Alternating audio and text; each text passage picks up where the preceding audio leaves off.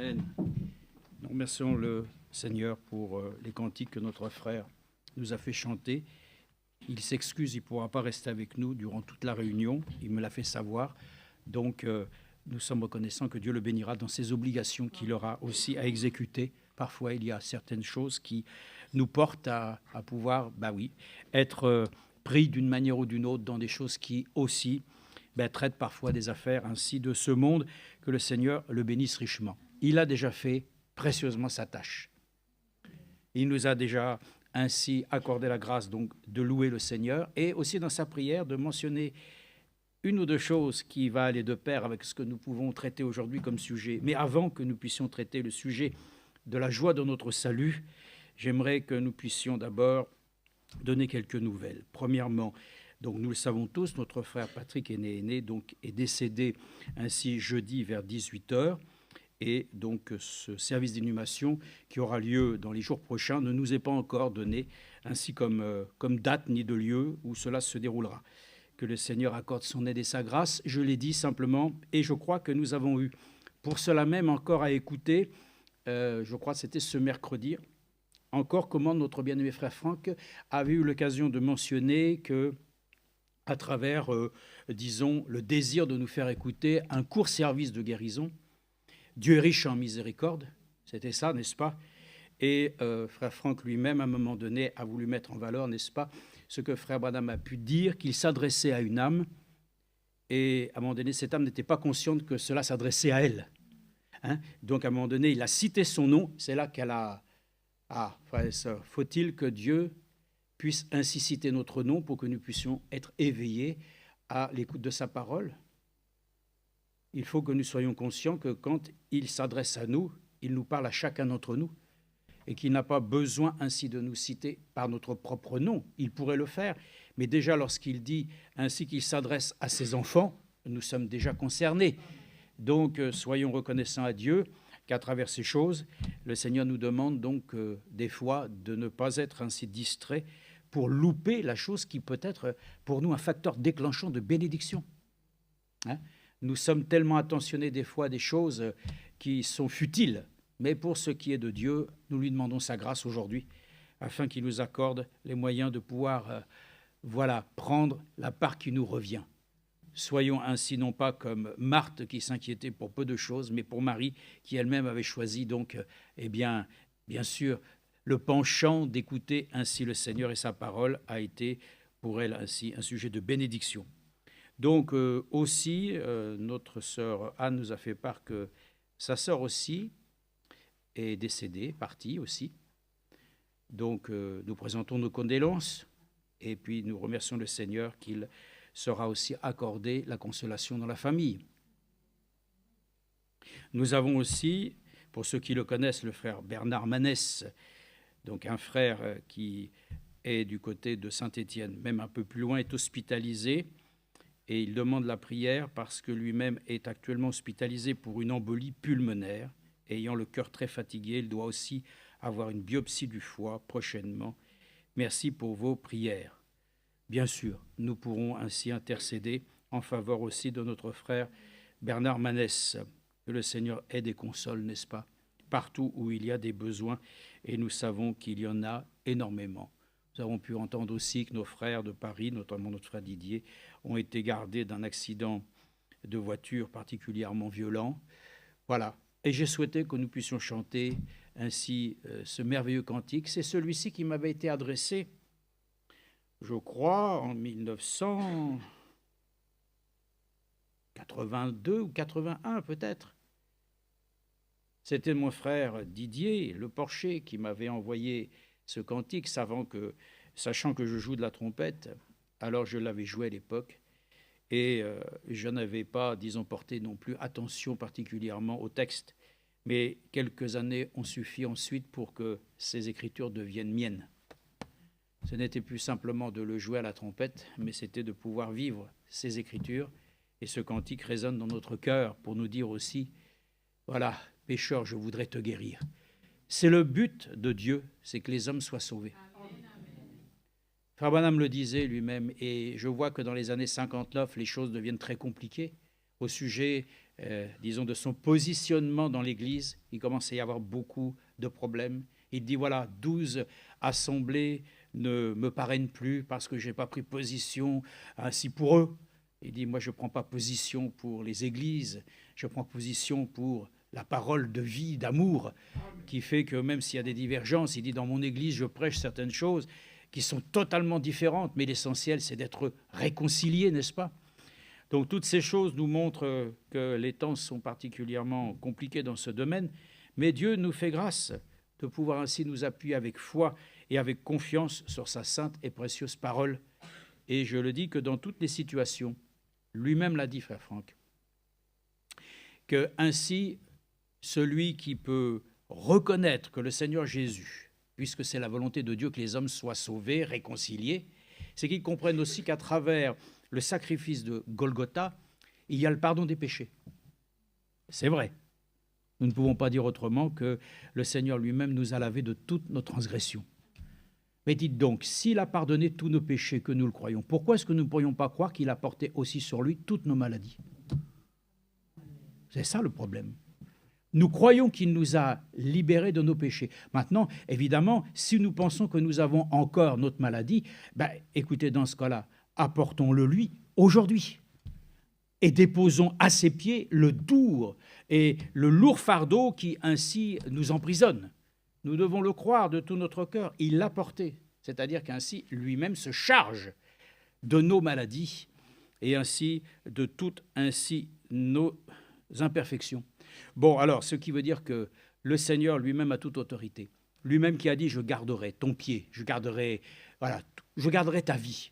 Mais quand le Seigneur ensuite, semble-t-il, n'est pas intervenu, c'est que lui-même, au contraire, est intervenu, puisqu'il a fait une promesse que cela ne t'arriverait pas. Si ça t'arrive, c'est que lui-même a prévu qu'alors la chose devienne nécessaire, qu'alors il agisse ainsi. C'est ainsi qu'alors cela a été avec tous ceux qui nous ont précédés, et avec Frère Franck aussi.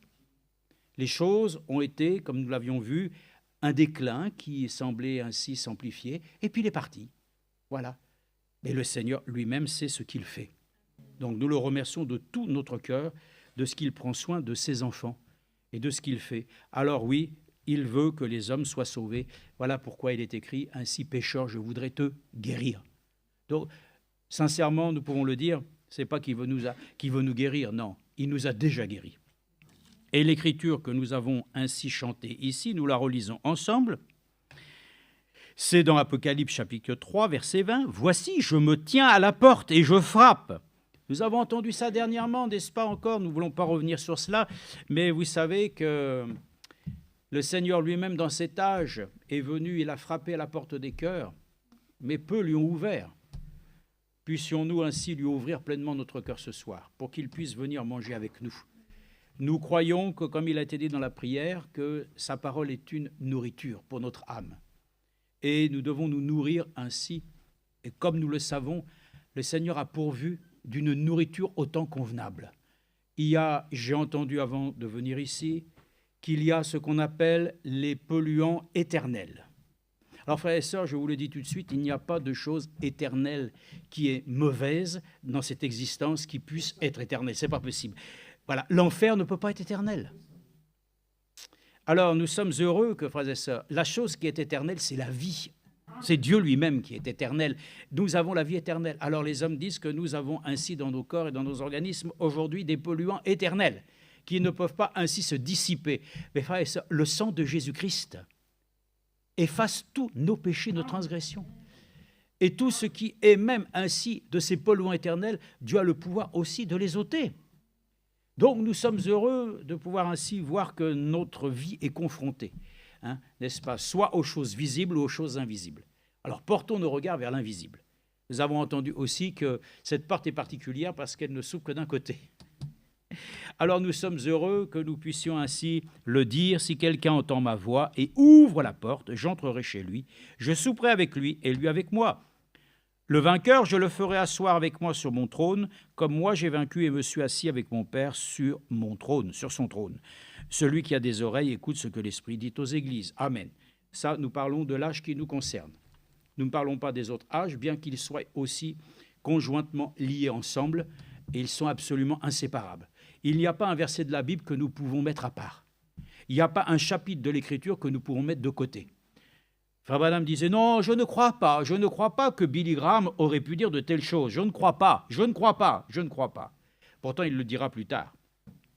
Mais il disait, je ne crois pas que frère Billy Graham, un tel homme, puisse dire qu'il commencera à avoir des soupçons en pensant que toute l'Écriture n'est pas inspirée.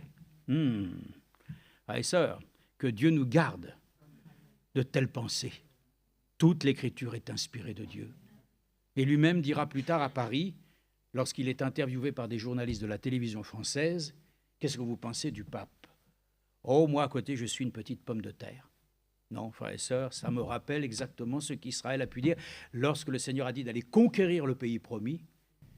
Et ils disent, non, nous sommes des sauterelles. Nous sommes fils et filles du Dieu très haut. Et un homme qui est appelé au service du Seigneur pour être un grand évangéliste devait pouvoir dire, je ne suis que ce que je suis par la grâce de Dieu, mais je suis ainsi un fils du Dieu très haut.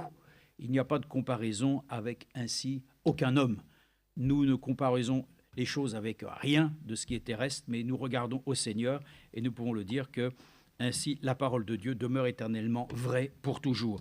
Donc ce sont plein de choses qui sont dites et qui sont lues et qui sont méditées avec le temps, et combien le Seigneur nous accorde la grâce de comprendre mieux aujourd'hui. C'est une valeur puissante et enrichissante que nous possédons ainsi dans notre vie. Cette parole, elle ne peut pas nous tromper, nous trahir, elle ne peut pas nous abandonner. Elle est le sujet de notre force. Elle est le sujet de notre encouragement. Et les Écritures le disent, elles servent ainsi de puissants témoignages. Elles nous ont été données, frères et sœurs, afin que nous soyons affermis dans les voies de Dieu.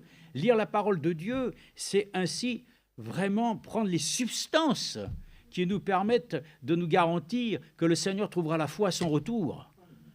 Il nous faut que nous ayons une foi solide. Bon, la foi vient de ce que nous entendons de Dieu, et pour cela nous sommes très heureux. Alors, le frère l'a dit dans sa prière, et avant qu'il ne puisse partir pour ses occupations, nous venons lui dire que oui, bien sûr, nous devrions ainsi dans notre cœur avoir de la joie.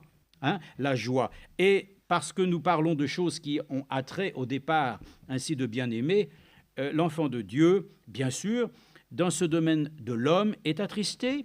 Et lorsqu'il a vécu avec des personnes sur lesquelles une amitié ainsi s'est révélée, qu'elle a été éprouvée à travers ainsi les différentes expériences qui, dans le passé, nous ont montré que ce n'était pas tout rose, ni tout bleu, de toute façon, de toutes les couleurs que vous voulez. Mais en tout cas, ça a été surtout que nous avons pu nous soutenir les uns les autres, nous avons eu à nous apprécier avec nos défauts, nos qualités. Et puis voilà, et le temps est là, et la séparation est douloureuse. Mais nous le savons, il y a au-delà des nuages ainsi une patrie céleste qui accueille tous les enfants de Dieu qui se sont préparés à la rencontre de leur Dieu.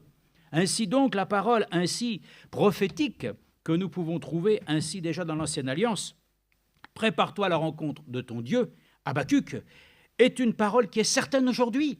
Chacun doit pouvoir se préparer à la rencontre de son Dieu. Dans quelles circonstances ? D'abord, premièrement, pour l'impie. Il faudra qu'il passe en jugement. Et les Écritures le disent. Lui-même dira, ça, ce sont des racontards. Bon, toujours est-il que c'est écrit. Et le devoir est de pouvoir leur annoncer qu'il y aura un jugement dernier. On appelle ça le trône blanc. Ainsi, à la fin, avant que ne vienne à nouveau ainsi l'éternité, mais tous ceux qui ont vécu ressusciteront pour le jugement. Alors nous sommes reconnaissants. Nous nous préparons non pas pour ainsi le grand trône blanc. Nous nous attendons simplement, d'une première part, si le Seigneur nous fait grâce, de passer ainsi de cet état que nous sommes aujourd'hui directement à la gloire.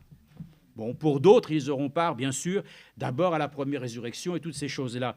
Mais en tout état de cause, donc, tout le monde doit se préparer à la rencontre de son Dieu. Pour certains, c'est un sujet de joie, pour d'autres, c'est un sujet de tristesse.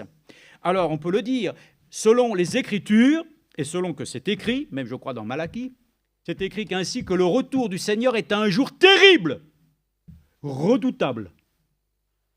C'est les Écritures qui le disent. Pourquoi ? Pour celui qui n'a absolument pas pris en compte que le Seigneur ne veut pas pour toi le malheur.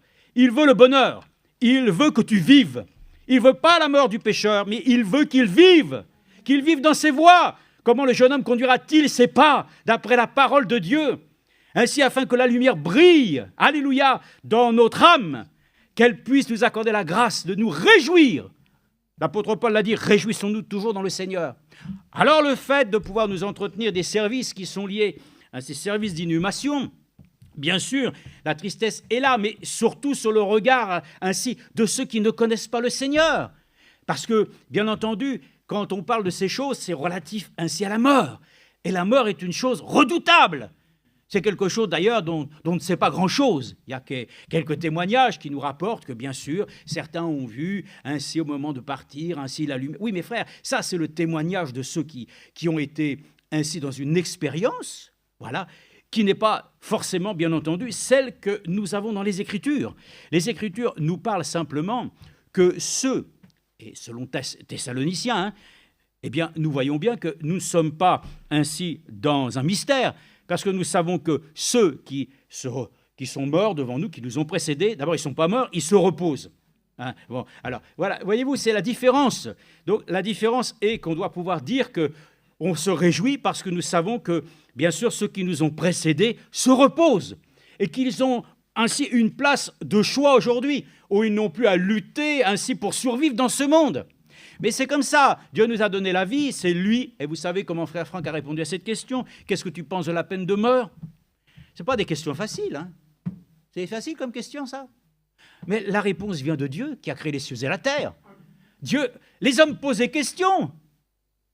Si c'est des questions de la Bible, Dieu répond, n'est-ce pas?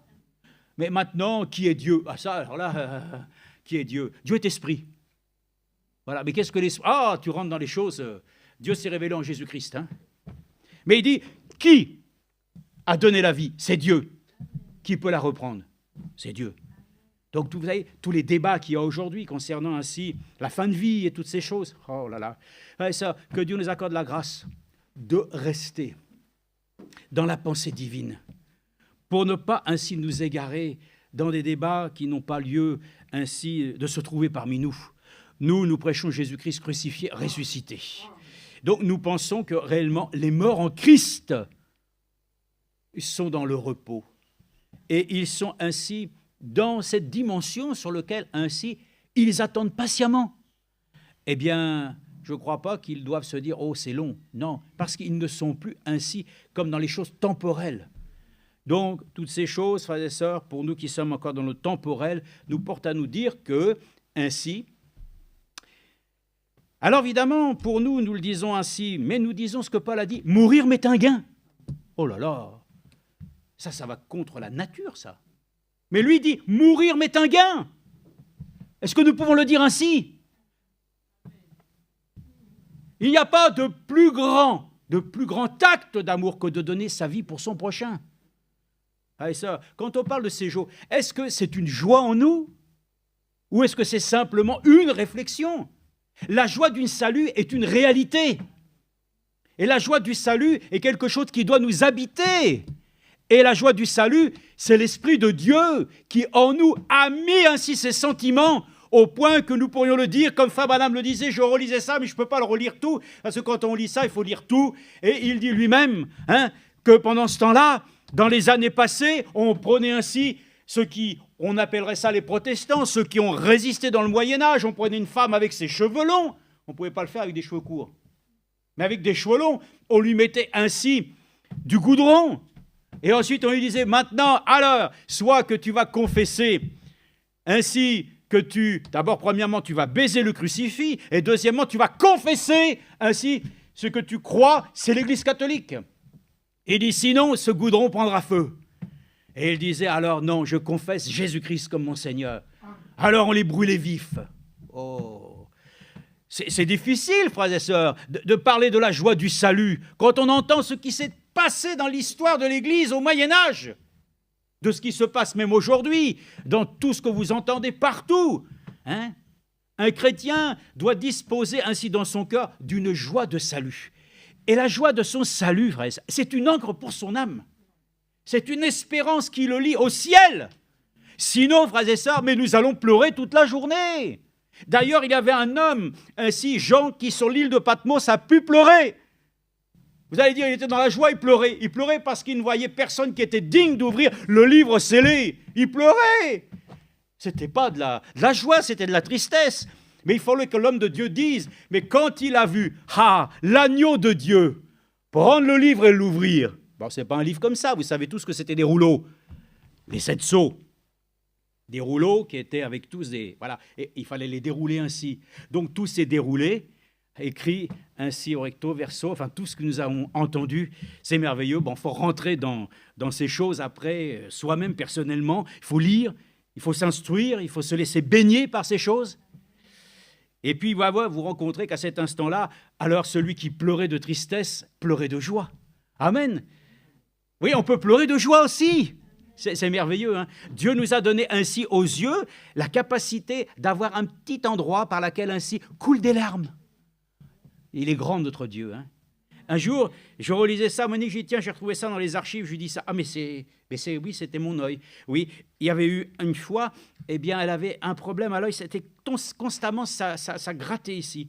Et après, la personne qui l'a observé a dit, mais là, vous savez, le petit endroit où coulent les larmes, ben, il m'a dit, ça, c'est pas ordinaire, hein, mais il dit, chez vous, c'est comme ça, mais il dit, vous avez un calcul ici, au niveau de la sortie. Alors, il l'a pris, il l'a enlevé. Ça empêchait de laisser la larme couler s'il y avait besoin. Hein. Et puis, voilà, c'est curieux. Hein. Mais Dieu a même permis, frères et sœurs, que nous puissions exprimer notre joie avec des larmes. Il est grand, notre Dieu, n'est-ce pas? Avons-nous une joie de salut dans notre cœur cet après-midi? Je ne sais pas, mais quand je vous dis ces choses-là, ça ne porte pas à l'exaltation. Bien sûr, parce que nous sommes aussi des gens équilibrés. Nous savons aussi nous tenir. Mais vous savez, on peut très bien se trouver dans le Seigneur, ne pas exalter le Dieu très haut, ainsi par une manifestation extérieure. Mais là-dedans, ça doit bouillonner. À l'intérieur, frères et sœurs, il doit y avoir quelque chose qui résonne plus fort que simplement le fait que nous puissions l'exprimer avec nos voix. Parce que ce que Dieu a semé dans notre vie, c'est dans notre âme que Dieu lui-même y a placé la semence éternelle. Donc nous sommes heureux d'appartenir au Seigneur. Alors ayons de la joie qui corresponde réellement à notre position, frères et sœurs. Nous ne sommes pas joyeux des guerres, nous ne sommes pas joyeux de tout ce que nous entendons, les viols et toutes ces choses. Ça, nous le savons, ça vient du malin. Ça vient de celui qui est le prince de ce monde. Mais nous savons qu'il y en a un qui a vaincu ces choses. Nous sommes ainsi donc reconnaissants et joyeux, amen, que nous étions de ceux qui pratiquions ces choses. Alors nous sommes heureux, dès qu'on considère l'expiation du sang, dès qu'on reconsidère, frères et sœurs, l'exaltation de l'amour de Dieu qui a pu dire « Je mets le comble à mon amour en me donnant pour eux », qu'il a été obéissant, sans ouvrir la bouche, il était comme un agneau. Il aurait pu prétendre, il aurait pu demander. Non, il est resté obéissant jusqu'à la mort de la croix. Oh, frères et sœurs, notre joie se trouve dans Golgotha. Notre joie se trouve dans l'amour divin. Notre joie se trouve dans une action que toi et moi, nous ne pourrions jamais mener. Mais si c'est Christ en moi, nous pourrions même certainement, il faut qu'il soit vraiment en nous, nous pourrions mourir pour lui. Comme beaucoup sont morts avant nous, qui ont été écartelés, qui ont été ainsi conduits dans des arènes, qui ont été ainsi comme Jeanne d'Arc, ainsi et comme qui vous voulez. De toute façon, n'oubliez pas cela. Alors vous dites, oh là là, ces choses-là, moi, ça t'attriste. Oui, d'un côté tout à fait humain, c'est une chose attristante. Mais il doit y avoir quelque chose qui doit prendre le dessus, qui doit ainsi être pour nous notre relais, n'est-ce pas? Parce que Dieu ne veut pas que nous soyons ainsi simplement dans des cœurs tristes. Dieu veut que nous puissions expérimenter la joie. La joie fait partie du fruit de l'esprit. Oui, c'est une partie. Et la joie peut aussi se manifester de différentes manières. Vous savez qu'il y a une joie qui est merveilleuse, c'est quand tu te réjouis pour les autres. Ça, c'est pas mal, ça. J'ai de la joie parce que j'ai vu que tu as sauvé mon frère, j'ai vu que tu l'as guéri, j'ai vu que tu es interne. Oh, quelle joie! Quelle joie dans mon cœur! Tu vois, parce qu'il y a plus de joie à donner qu'à recevoir. Oh, la joie, frères et sœurs, la joie qui ne se limite plus simplement à vouloir toujours posséder pour soi, mais il y a plus de joie à donner. C'est pour voir qu'un enfant de Dieu, sa joie, c'est de pouvoir servir le Dieu très haut. C'est de devenir rien. C'est de devenir ainsi le moins que rien. C'est ça, la joie de pouvoir savoir que toi qui es incapable, lui te rend capable. De là où les solutions étaient inextricables, il a ouvert une voie de salut. Il a ouvert ainsi un chemin. C'est merveilleux. Quelle joie! Oh! Joie, joie, mon cœur est dans la joie, joie, amen. Les enfants de Dieu se réjouissent quand c'est le dimanche, quand c'est les cantiques.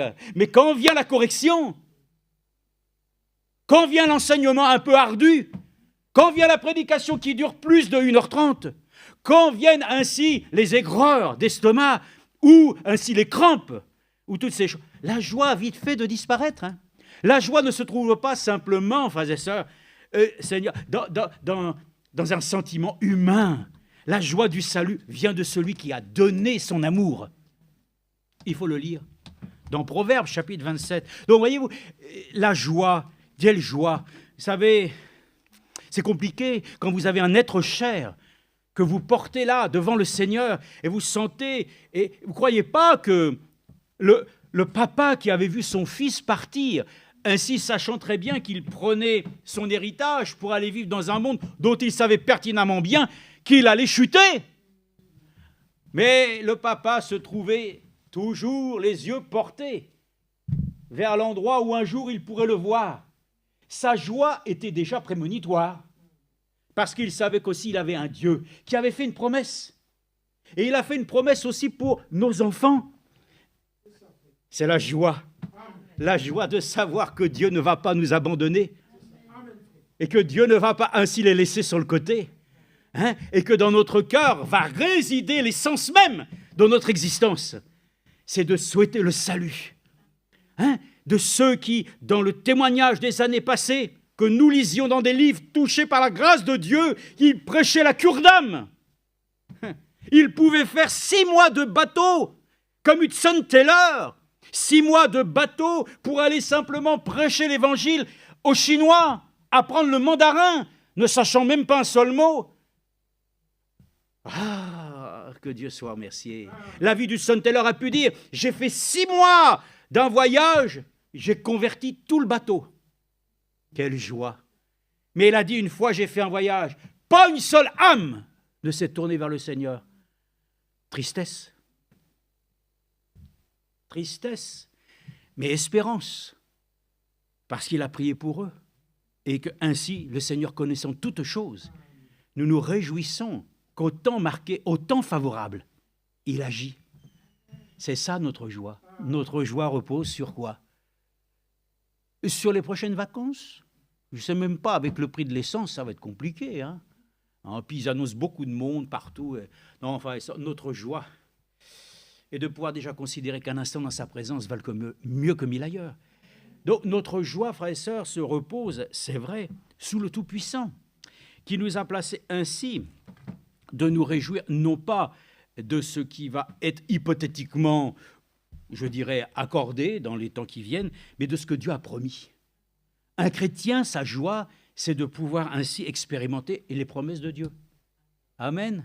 Ah, voilà, Oui, parce que si c'est des promesses que les autres t'ont fait, un enfant, il est réjoui.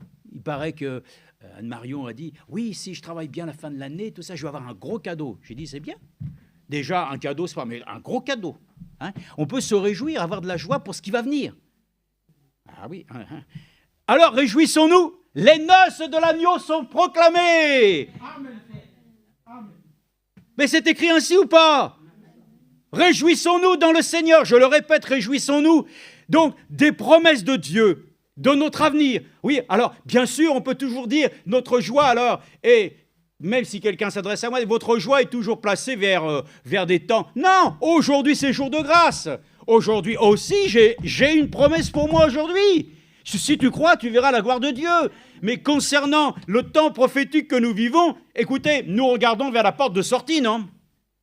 Nous regardons vers l'endroit même où le Seigneur, aujourd'hui, nous attire. Donc notre joie dans ces temps, c'est de ne plus considérer, passerons-nous par la grande tribulation? Est-ce une question? C'est même plus une question. La réponse nous a été donnée. L'Église épouse ne passe pas par la grande tribulation. C'est une joie que de savoir que nous pouvons ainsi avoir part, frères et sœurs, au souper des noces. Bon, ça, bien entendu, c'est facile de citer ces choses. Mais Laissons déjà, encore l'Écriture nous parle ici dans Proverbes 27. Dans les Proverbes 27, voilà, on peut essayer de rendre les gens heureux, toujours en les stimulant. C'est vrai, c'est même le but de l'Écriture. Exhorter, amener toujours à faire ainsi élever les choses pour la gloire du Seigneur. Mais il ne faut pas que ça soit factice. Il ne faut pas que ça soit factice. Hein. Ce n'est pas tout le temps de pouvoir ainsi, oui, le Seigneur est ceci, oh, amen, amen. Oui, frère et sœur, il faut que cette chose devienne un sujet de joie en nous. Que cela devienne une réalité par laquelle ainsi nous ne sommes pas toujours simplement exhortés. Le Seigneur lui-même veut que tu sois un sujet toi-même d'exhortation.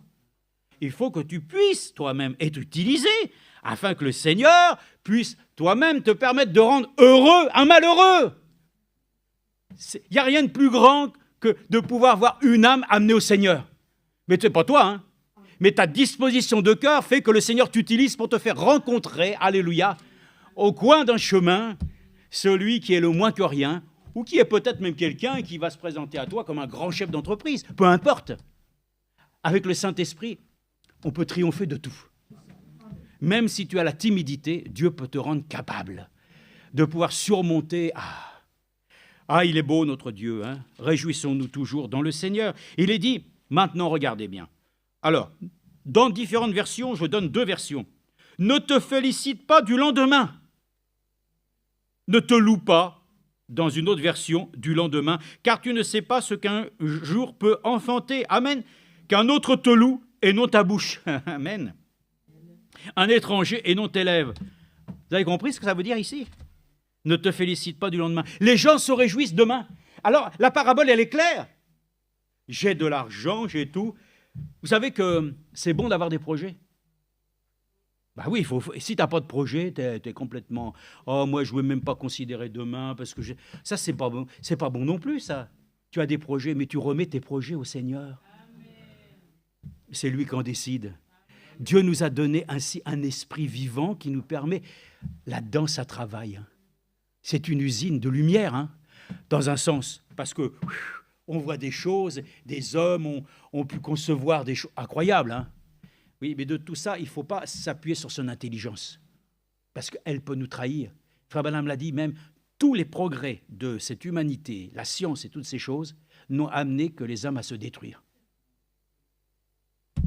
Voyez les progrès de l'atome et tout ce qui est en train de se passer, tout ce qu'il découvre à vitesse grand V, c'est absolument incroyable. C'est des situations qui nous dépassent. Même un enfant de 12 ans vient de pouvoir réaliser chez lui, dans un petit laboratoire qui s'est fabriqué, une fusion nucléaire à l'âge de 12 ans. Donc je me suis dit, mais comment c'est possible? Oui, c'est possible.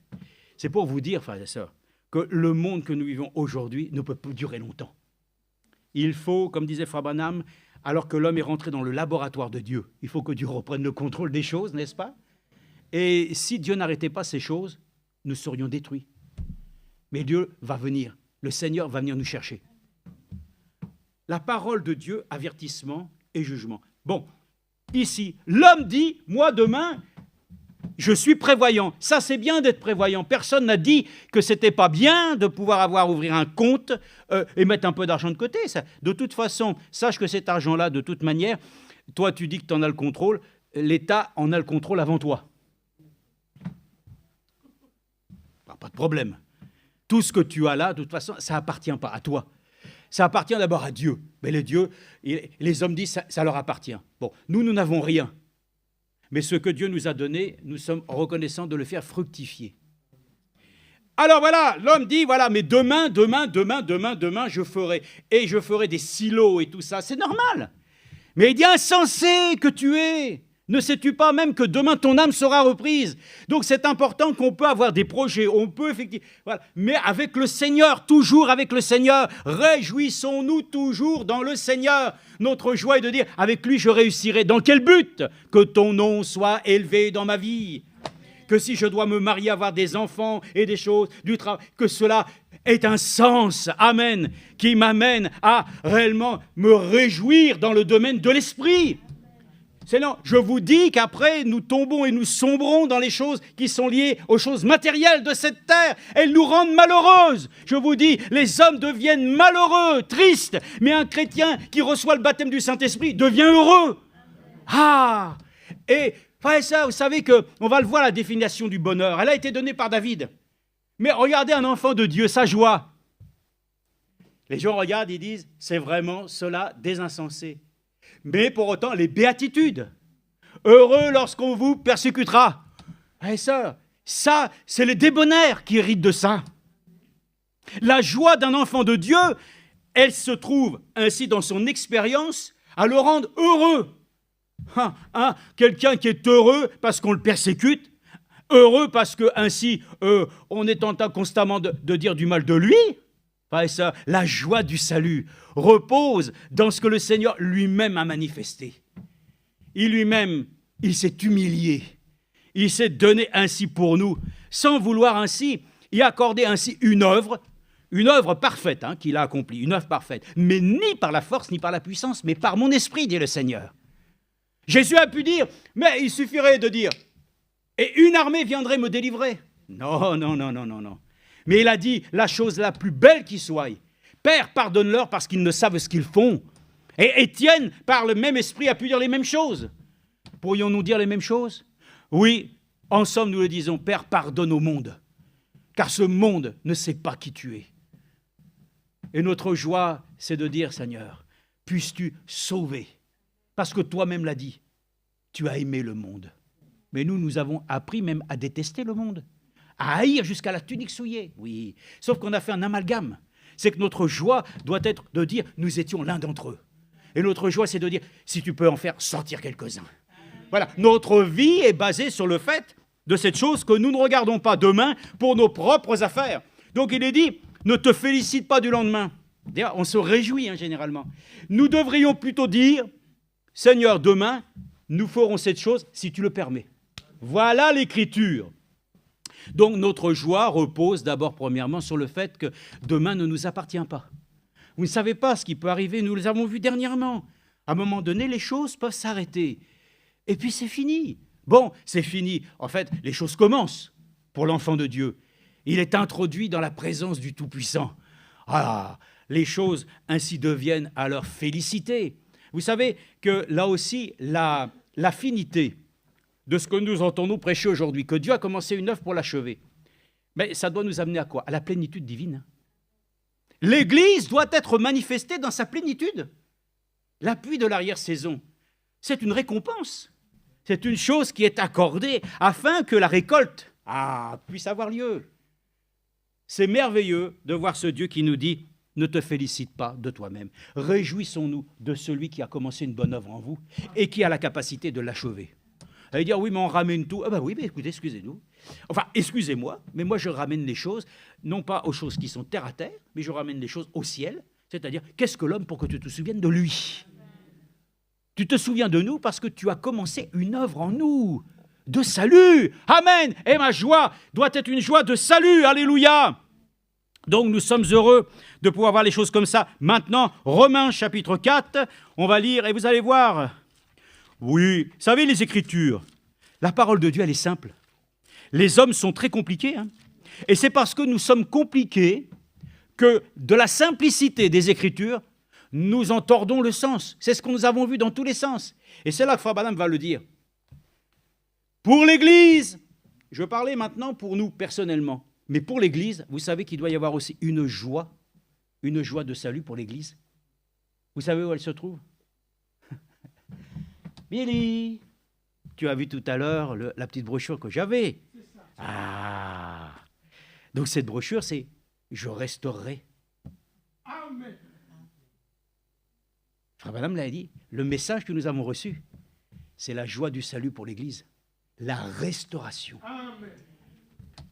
On peut lire quelques passages. J'étais prêt, je vous dis tout de suite, j'étais prêt à prendre la brochure, le Gélec, l'Azim, le Gazam. J'étais prêt à lire cette brochure tellement elle est profonde et tout. Ça ne nous empêchera pas de la lire d'ailleurs. On peut la lire très prochainement dans des différents services, ça n'a pas de problème. Mais pour aujourd'hui, c'est pour nous montrer que l'Église, aujourd'hui, l'Église doit être ainsi consciente qu'elle a la joie de son salut, parce que Dieu a restauré, alléluia. Mais il faut savoir encore qu'est-ce qu'il a restauré. Hein. Qu'est-ce qu'il a restauré? Je restaurerai, amen. Ce que vous trouvez dans Joël, chapitre 2.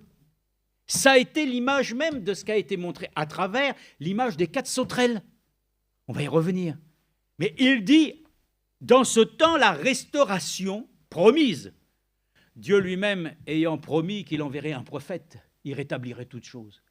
La chose que nous avons compris, ce sont des bases et des éléments, mais ça fait du bien pour nous. De dire que d'abord, premièrement, ça a été l'image de Élie, le Tishbite, le prophète, qui lui-même ainsi courait devant Jézabel, mais qui pouvait implorer le Dieu très haut pour que le feu du ciel descende contre les 400 prophètes. Mais le vrai prophète lui-même a vu que la gloire de Dieu s'est manifestée. Avant même, il a rétabli l'autel. Vous croyez que c'était compliqué? Avec un plan, il a fallu qu'il sorte. Non, les pierres étaient par terre. Il a repris les 12 pierres. Il a fait un autel. Et c'est glorieux, parce que la puissance de Dieu est venue. Et elle a consumé le malin. Combien je suis heureux que ce message a consumé, frères et sœurs. Mais alors brûlé toutes les fausses doctrines, tous les enseignements qui avaient été ainsi injectés comme du poison à travers tous les âges. Et dont les dénominations... Parce que Frère Branham dira que les différentes étapes, vous savez, ça a été d'abord, premièrement, à l'image même ainsi d'un épi. D'abord, l'ennemi est venu manger, premièrement, l'épi, la communion fraternelle. Ensuite, il explique comment ainsi il a pompé aussi la sève. Hein? Donc, la véritable doctrine, oh, il ne restait rien. Hein? Simplement, frères et sœurs, la chose dont nous savons que tout est revenu, c'est de la racine. Et nous savons qu'alors, lui-même, Jésus, a été annoncé en tant que Messie, la racine. Alléluia. Et toi, Ephrata, qui veut dire racine, petite parmi les villes de Juda. Hein? De toi naîtra un Messie. Oh là là là là. C'est merveilleux. L'histoire de l'Église a montré que dans le plan de blé, il fallait d'abord mourir à soi-même. L'Église devait mourir pour ainsi renaître. Et dans ces temps, Dieu a fait renaître. Oh, quelle joie! C'est ainsi ce que Frère Branham dit, c'est la joie du salut qui est revenue dans l'Église. Parce que Dieu a restauré. Vous ne pouvez pas avoir de joie si vous ne voyez pas la parole de Dieu agir en vous. Vous ne pouvez pas avoir de joie si vous ne voyez pas réellement une œuvre cachée qui se révèle dans notre existence. Ma joie, c'est de voir que nous ne sommes plus ce que nous étions. La joie est de voir que si nous n'y sommes pas encore, la promesse est formelle. Je vous présenterai sans tache, ni ride, ni rien de semblable. Avez-vous de la joie? Alléluia. Comme avait ainsi notre frère Patrick de Châteaudun, avec sa femme, qui est hospitalisée dans un milieu psychiatrique. Nous pourrions aussi prier encore pour elle aussi, n'est-ce pas? Le temps passe et puis les âmes, voilà. Mais Dieu n'oublie pas. Et ils ont eu à cœur, c'est la joie, parfaite joie. Et ils ont eu à... Voilà, le Seigneur a mis ça dans... Et cette joie, voilà, est difficile aujourd'hui. Le frère, depuis des années, visite sa femme. Mais si vous allez le visiter, d'abord, il serait content. Hein. Je n'ai jamais vu, Monique, c'est vrai ou pas? Jamais vu une seule fois se plaindre. Jamais. Toujours confesser le Seigneur Jésus-Christ vainqueur. Ah, j'ai dit ça, c'est beau quand même. Hein. Ça doit être pour nous, des fois, ça vous met peut-être même des fois une bonne claque. Parce que vous et moi, nous nous plaignons. Nous avons du mal à supporter des choses. Voilà. Parce que nous avons relayé notre joie de salut au placard. Nous voulons ouvrir les placards, nettoyer et dire ô joie du ciel, viens et remplis mon âme. Alléluia. Que les complaintes cessent, que les querelles cessent, que les œuvres de la chair cessent, et que ce que Dieu a restauré, rétabli dans l'Église, enfin ça, il a même restauré les dons. Il a restauré les dons de l'Esprit. Mais après est venue la chose la plus grande, il a restauré sa parole. On parle et on lit moins, n'est-ce pas? Évidemment. Mais, frères et sœurs, il n'y a pas besoin de lire des fois 50 versets de la Bible. Mais pourtant, nous disons ici ce que dit les Écritures, Romains chapitre 4, versets 4 à 12. Je lis avec vous. Quant à celui... Non, verset 4. Chapitre 4, Romains, c'est bon? Alors, or à celui qui fait une œuvre, le salaire est compté. Ah ben bien sûr, dites donc. Bon, nous alors, on est des privilégiés parce que maintenant, on est des pensionnés. Moi, je suis retraité, Monique et moi. Je ne suis pas le seul. Donc maintenant, on ne fait rien, mais on nous donne une pension. Mais rassurez-vous, on a aussi payé en notre temps pour ça. Donc, on nous restitue, voilà, restitution. Frères et sœurs, avec le Seigneur, c'est bon. Hein. Celui qui a investi pour lui, vous allez voir ce qu'il va récupérer ensuite. Alors, or à celui qui fait une œuvre, le salaire est compté, non comme une grâce, mais comme un dû. Quant à celui qui ne fait pas d'œuvre, mais croit en celui qui justifie l'impie, sa foi lui est comptée comme justice. Ce n'est absolument pas, frères et sœurs, une contradiction, une opposition avec Jacques, qui lui-même dit, alors oui, tu dis que tu as la foi, ben montre-moi tes œuvres alors. Non, ça n'a rien à voir. C'est pour montrer d'abord, frères et sœurs, que nous nous réjouissons d'une chose. Dans cette affaire, nous avons été sauvés par grâce. C'est la grâce. Et la grâce fait que ce n'est pas parce que tu as fait quelque chose que Dieu a été obligé de te rémunérer. Non, pas du tout. Alors regardez comment il est écrit. De même David lui-même. Et si vous regardez ici, encore une fois, il ne cite pas, comme nous avons l'habitude de faire. Hein, il est écrit, on cite les versets, tout ça. Ici, dans les Écritures, à chaque fois, il dit, comme il est écrit. Ben, si vous ne faites pas des recherches, vous ne savez pas où c'est écrit. Eh bien, il faut faire la recherche. Hein. Et puis, ici, eh bien, je crois qu'en tout cas, les Écritures le donnent, je crois, on va le lire. Ici, d'abord, premièrement, de même, David proclame le bonheur de l'homme au compte de qui Dieu met la justice sans œuvre. Alors voilà la définition du bonheur. Parce que vous avez vu, la joie doit procurer ainsi du bonheur. Mais le bonheur lui-même s'exprime aussi par le fait que quand tu es heureux, tu veux le partager avec d'autres. Donc c'est un peu en 3 étapes. Mais la première chose, heureux ceux dont les iniquités sont pardonnées et dont les péchés sont couverts. Heureux l'homme à qui le Seigneur ne compte pas son péché. Amen. Ah, frères et sœurs, nous sommes heureux. Donc notre joie repose sur une action de salut par grâce. Mais maintenant, celui qui réellement est au service du Seigneur, il doit produire des œuvres. Car le Seigneur l'a dit lui-même, et notre frère l'a rappelé, nous avons été élus, avant la fondation du monde, prédestinés à des œuvres que le Seigneur préparait d'avance, qui sont écrites dans le livre de l'Apocalypse comme des vêtements de fin lin que nous devons porter.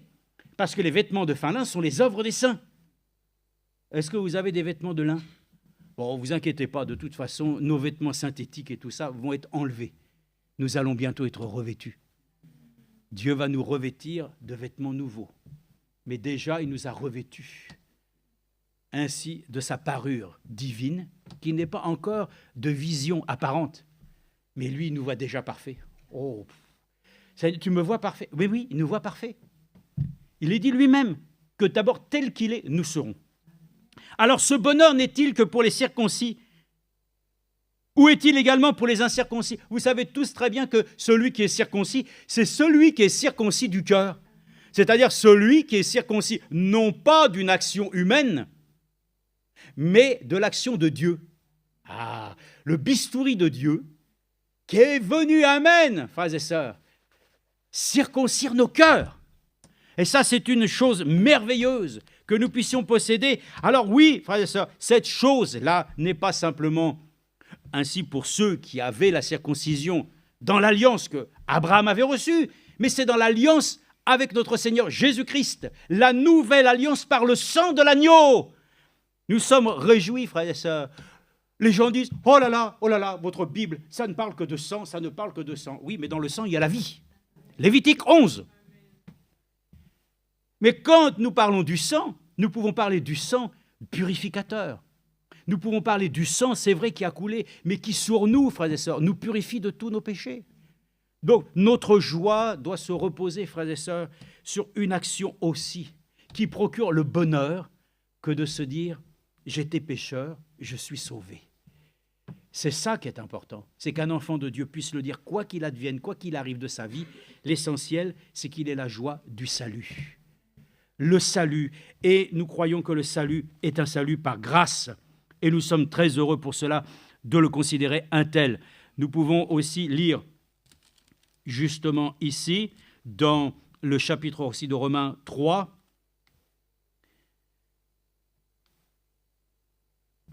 il est écrit, verset 9, « Quoi donc, sommes-nous supérieurs ? Absolument pas.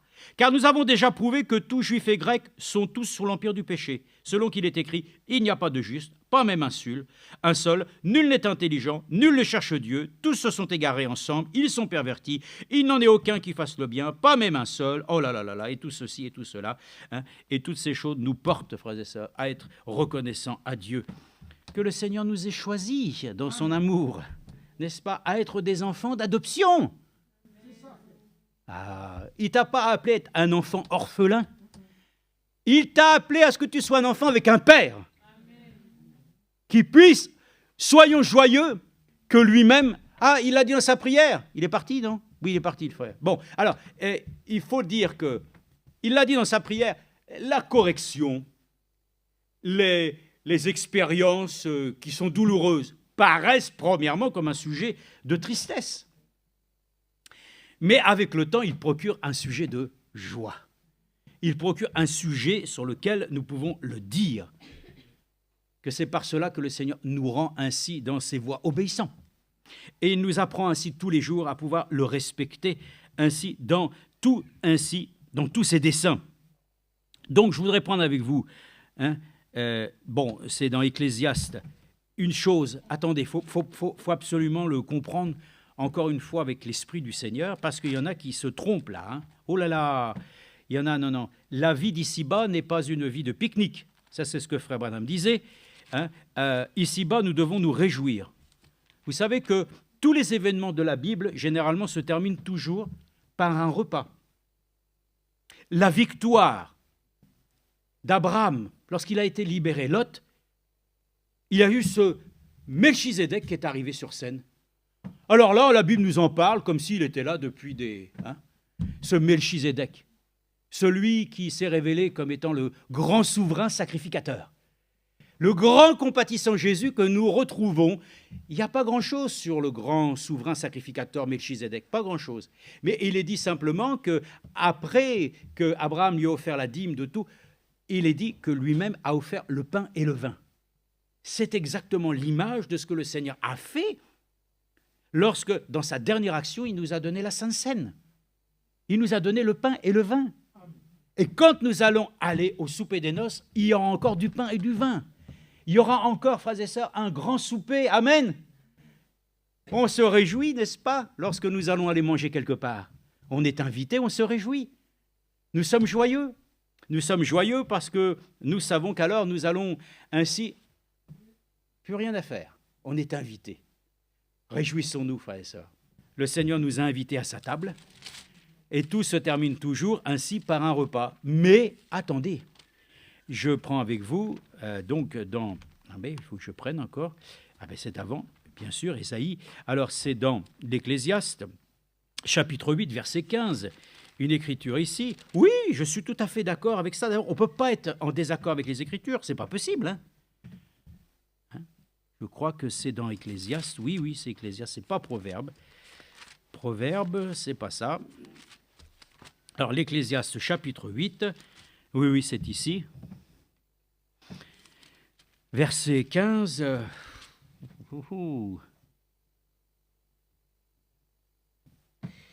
Je dis que... Verset 14, il est une vanité qui se fait sur la terre. C'est qu'il y a des justes dont le sort est conforme à l'œuvre des méchants et des méchants dont le sort est conforme à l'œuvre des justes. Je dis que c'est encore là une vanité. J'ai donc fait l'éloge de la joie. Parce qu'il n'y a rien de bon pour l'homme sous le soleil, sinon de manger, de boire et de se réjouir. C'est là ce qui doit l'accompagner dans son travail pendant les jours de sa vie, que Dieu lui donne sous le soleil. Eh ben voilà! Mes frères et sœurs, il y a une autre écriture qui dit aussi que beaucoup ont dit « mangeons et buvons et nous verrons bien ». Non, frères et sœurs, le royaume des cieux n'est ni le manger ni le boire. Notre joie ne repose pas simplement sur le bien-être.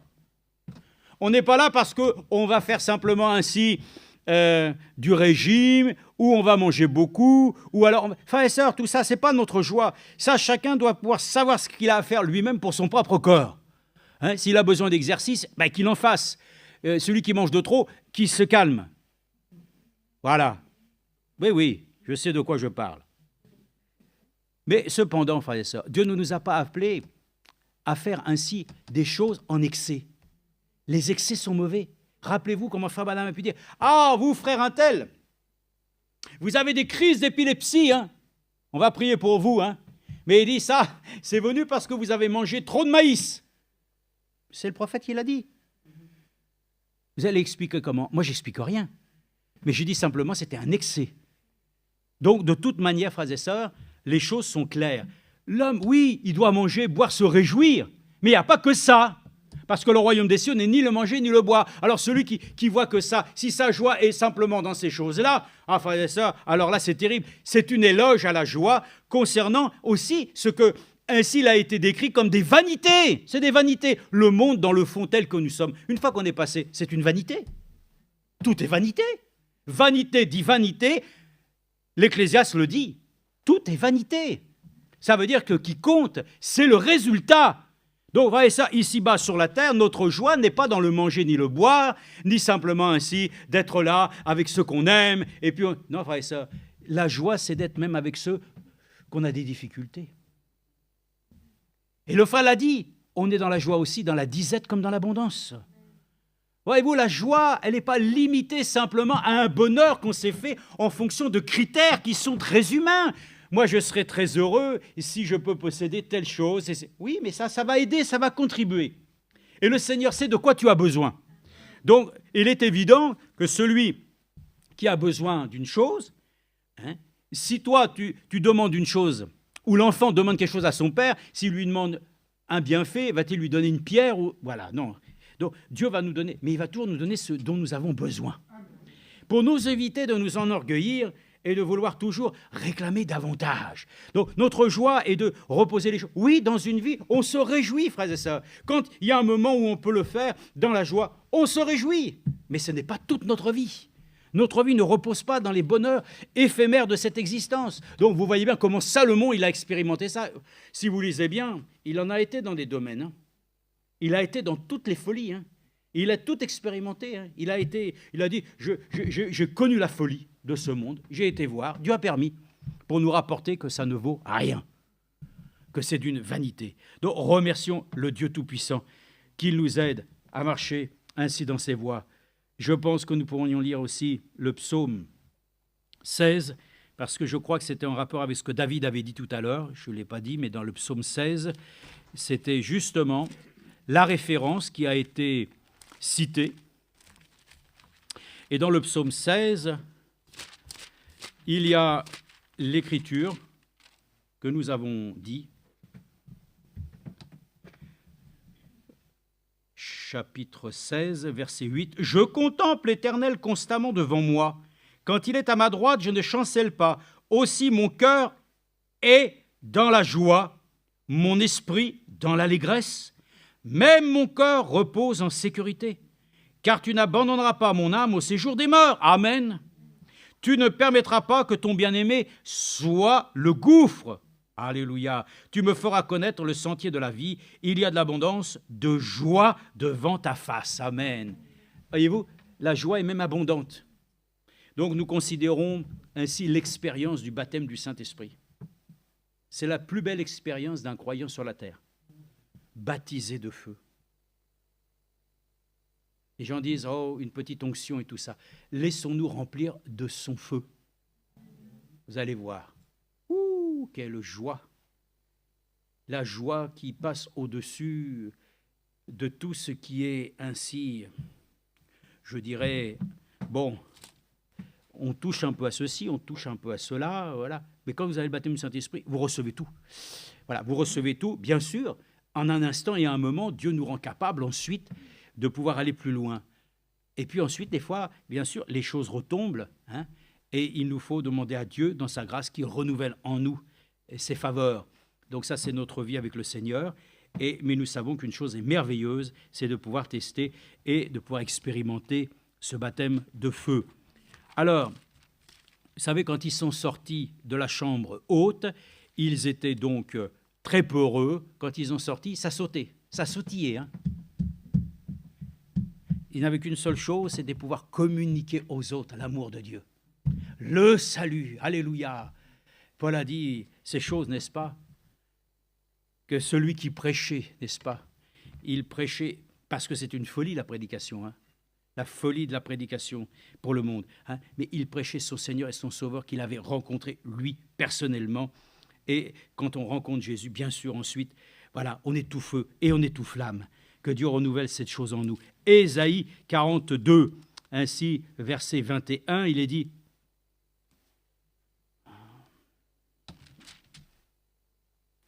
Oui, 42, verset 21, il est dit...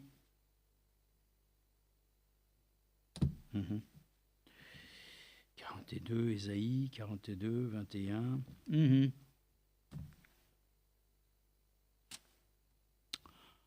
Bon. L'Éternel a voulu, à cause de sa justice, rendre la loi grande et magnifique. Et c'est un peuple pillé et dépouillé. On les a tous pris au piège dans des fosses, dissimulés dans des cachots, et ils ont été mis au pillage, et personne qui les délivre, dépouillés, et personne qui dise « restitue ». Amen. Qui parmi vous prêtera l'oreille à ces choses? Qui voudra s'y rendre attentif pour écouter l'avenir? Non, frères et sœurs, nous ne voulons pas ainsi prêter notre oreille ainsi aux diseurs de bonne aventure. Notre joie est dans ce que le Seigneur lui-même a promis, de ce qu'il a annoncé, de ce qu'il a dit. Voyez-vous, ne nous réjouissons pas de n'importe quoi, réjouissons-nous réellement de ce qui doit s'accrocher ainsi avec foi à notre cœur.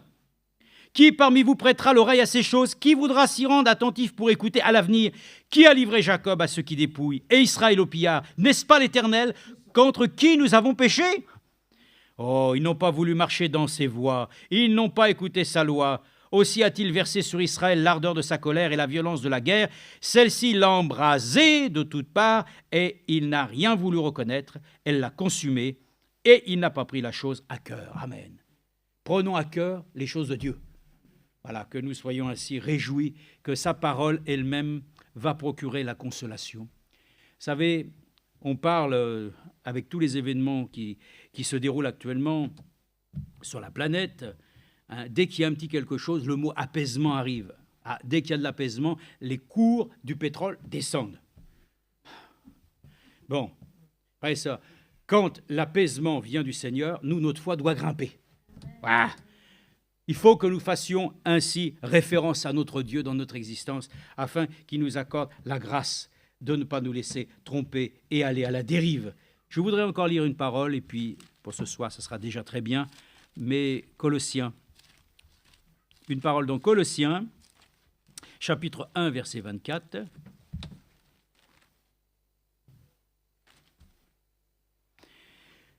Bon, c'est ainsi que Paul l'a exprimé. Je me réjouis maintenant, la réjouissance. Réjouissons-nous. Hein. Les noces de l'agneau, on l'a dit tout à l'heure, sont proclamées. Je me réjouis maintenant dans mes souffrances pour vous, et je supplie dans ma chair à ce qui manque aux afflictions du Christ pour son corps, qui est l'Église. C'est d'elle que je suis devenu serviteur. J'ai été chargé par Dieu de vous annoncer pleinement la parole de Dieu, le mystère caché de tout temps, et à toutes les générations, mais dévoilé maintenant à ses saints, à qui Dieu a voulu faire connaître quelle est la glorieuse richesse de ce mystère parmi les païens, c'est-à-dire Christ en vous, l'espérance de la gloire. Alléluia. Mais lui se réjouit. Il se réjouit maintenant pour les souffrances qui doivent produire ainsi pour l'Église sa délivrance. Lui-même n'a pas regardé comme le Seigneur, il n'a pas regardé à lui-même, il n'a pas regardé à être égal avec Dieu.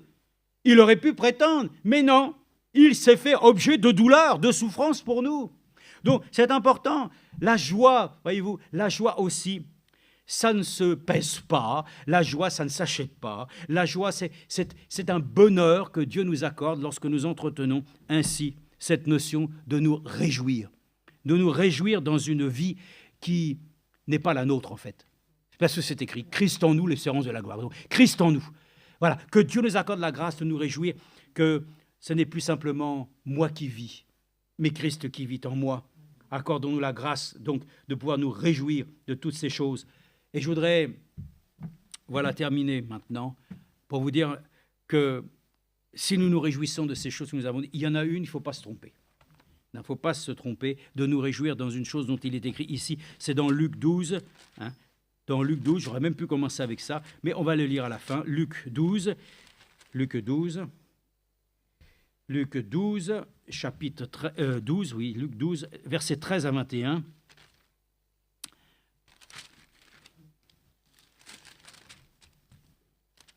« 13 à 21.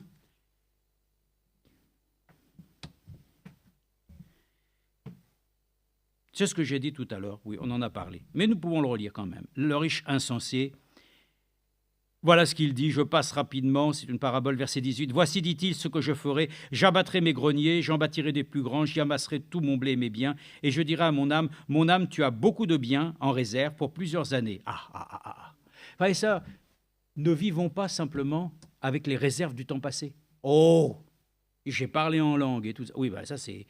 Oui. Déjà, tu dis « j'ai parlé en langue », donc ça veut dire que c'est vraiment très loin. J'ai eu telle chose. Et on parle. Mais pour aujourd'hui, il faut que Dieu nous accorde la grâce, n'est-ce pas, de continuer ardemment à rechercher les choses d'en haut et de ne pas vivre avec son passé. Parce que ces choses-là, frère, c'est derrière. Que Dieu nous renouvelle aujourd'hui. Que nous ayons de la joie qui soit donc le fait que Dieu lui-même le renouvelle en nous. Il n'y a pas de honte à demander. Dans la prière ce soir, renouvelle ma joie, la joie du salut, celle même qui a permis de nous montrer que dans ce temps, l'Église est dans la joie du salut parce que Dieu a restauré. Alors, restaurons-nous aussi ce soir, relèvons-nous ce qui est faible et ramène-le ainsi à son état qui doit être. Amen. C'est-à-dire, redresse. Toute plante qui est penchée, qui est de travers. Moi, j'ai vu mon olivier. Je dis à Monique, mais dis, t'as vu? Oh, là, on a mis un... Mais ça ne va pas maintenant. Il part de l'autre côté. On a changé le tuteur de côté. Je dis, maintenant, tu vois, il repart de l'autre côté. Il est encore jeune. Oui, il est encore jeune. Donc, le tronc est encore suffisamment malléable. Que Dieu nous accorde la grâce, frères et sœurs. Qu'il nous redresse. S'il voit que ça penche, qu'il vienne ce soir. Lui-même, il a dit qu'il était, par le Saint-Esprit, le tuteur de nos vies. Il est le conducteur. Ah, j'aime ça, parce que Jésus, il a pris les exemples. Alors, il a pris, si vous regardez le ciel, il est rouge le soir, vous savez que le lendemain, il va faire beau. Voilà. Alors, moi, je suis le cep, vous êtes les sarments. Après, il va parler ainsi du pain, il va parler du vin. Le Seigneur n'a fait que des symboles de simplicité. Que Dieu nous accorde la grâce de revenir avec un cœur d'enfant pour que nous puissions croire de la bonne manière. Il dit, voilà, j'abattrai des choses, je ferai bon. Et je dirai à mon âme, tu as beaucoup de biens en réserve pour plusieurs années, repose-toi, mange et bois et réjouis-toi. Non. Mais Dieu lui dit, insensé, cette nuit même, ton âme te sera redemandée, et ce que tu as préparé, à qui cela sera-t-il? Ah, voilà. Il y en a, ils sont joyeux parce qu'ils ont préparé des choses pour les autres. Mais tu prépares les choses pour les choses après ton départ. Mais réjouissons-nous déjà aujourd'hui des choses qu'on peut faire pour les gens. C'est aujourd'hui, si on peut faire des choses. Et ça, on a du mal, frères et sœurs. Aujourd'hui, on a du mal. L'égoïsme, c'est l'isme le plus terrible qui existe. Communiste, socialiste, ça n'a rien à voir. Mais l'égoïsme. Que Dieu brise en nous l'égoïsme. Et que Dieu déverse comme à la Pentecôte un esprit qui permettrait à chacun d'avoir ce qu'il a besoin, sans en avoir de trop, ni pas assez, afin que chacun puisse pourvoir... Que Dieu nous aide à avoir ainsi, cette joie de retourner ainsi à l'Église primitive. On ne sait pas comment ça peut se passer aujourd'hui, n'est-ce pas? Mais nous savons qu'ainsi, les temps sont très avancés. Alors il est dit, il en est ainsi de celui qui accumule des trésors pour lui-même et qui n'est pas riche pour Dieu. Eh oui. Tu n'es pas riche pour Dieu. C'est pour ça qu'on est pauvre. Parce que vous savez, notre joie, c'est de voir qu'est-ce que nous possédons. Nous sommes héritiers avec Christ. Héritiers avec Dieu, co-héritiers avec Christ. nous possédons en nous un héritage dont nous ne sommes même pas conscients. C'est vrai. On a l'impression qu'on a un coffre-fort qui est vide, alors qu'il est plein, n'est-ce pas? Il est plein. Voilà, que Dieu remplisse notre cœur de ce trésor. Amen. Nous sommes des vases de terre, et il a plu à Dieu de mettre ce trésor dans des vases de terre. Et nous sommes ces vases de terre qui devons pouvoir lui donner gloire, honneur. Ah non, comme ça, j'avais déjà donné la pensée, donc ça ne compte pas. Donc je vais relire encore une écriture dans Jacques. Dans Jacques, chapitre 4, verset 9. Jacques, chapitre 4, verset 9. Jacques, chapitre 4, verset 9, il est écrit. Bon, même verset 7, ça ne nous fait pas de mal, ça, tiens. Soumettez-vous donc à Dieu, résistez au diable, et il fuira loin de vous. Amen. Hein, c'est vrai? Hein? Soumettez-vous donc à Dieu. C'est déjà le premier point. Donc, il faut déjà dire Amen déjà à ça. Les gens disent souvent Amen, tu sais, à la fin, mais il faut déjà Amen, déjà, soumettez-vous donc à Dieu. Amen. Hein? Et puis, résistez au diable, il fuira loin de vous. Amen. Donc, ce qui fait que ton Amen est un Amen.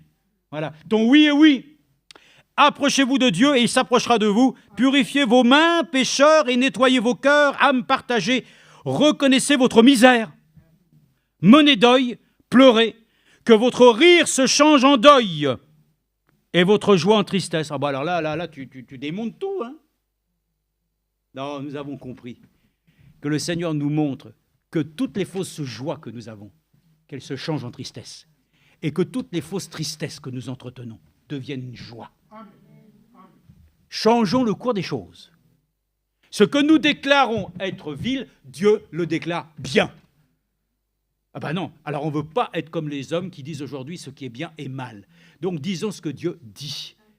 Quand il voit et des choses en toi et tout ça, toi tu dis toujours c'est mauvais, c'est toujours, et puis tu t'enterres, au lieu de te réjouir qu'en venant au Seigneur, il te pardonne et il t'accorde la grâce de dire alors parce que cette chose-là t'a servi d'expérience pour ne plus recommencer, va et ne pêche plus. Et puis tu progresses et tu te réjouis. Amen. Donc que les tristesses soient changées en joie.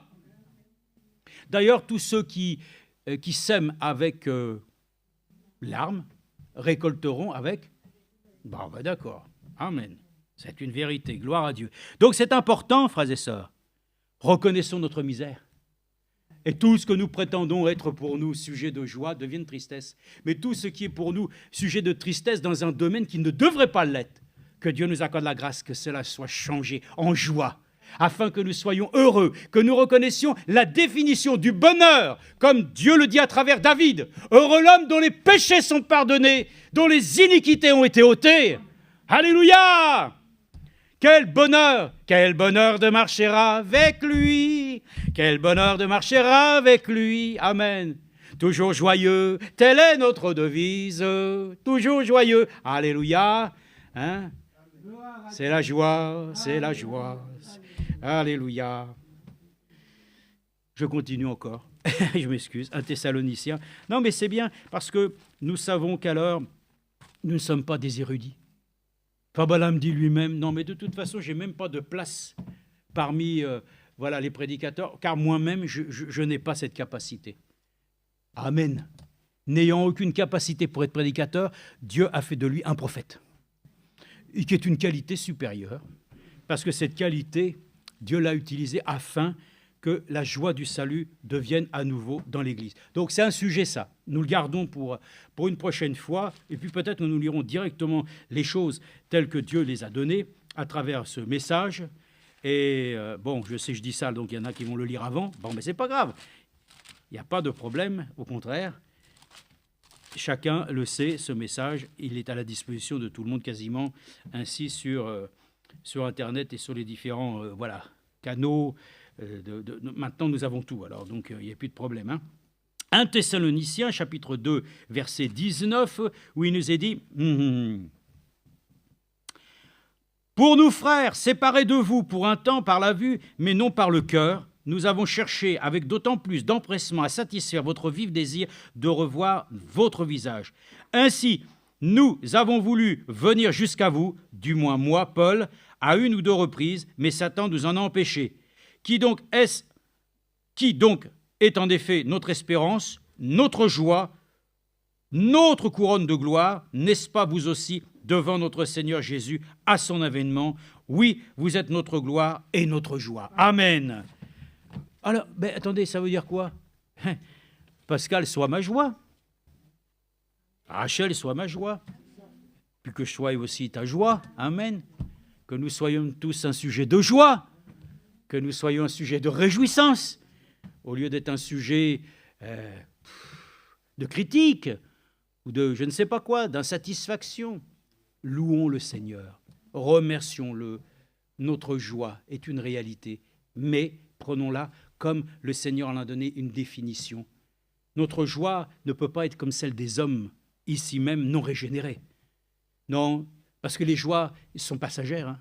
Vous savez, le Seigneur lui-même qui nous a aimés, nous a choisis pour être son Église, donc pour être sa femme. Il faut dire les choses comme elles sont. Hein. Quand nous serons là-haut, nous l'appellerons notre mari. Nous serons la femme de l'agneau.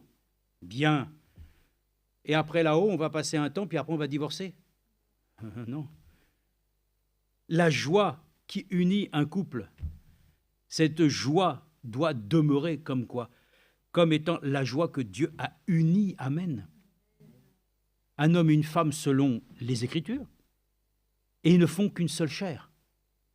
Alors, après, les difficultés de la vie, ça ne change rien dans le fond, c'est vrai. L'amour de Dieu et la joie qu'il nous a donnée est scellée. Rien ne peut nous séparer de l'amour qui est en eux, en Jésus-Christ.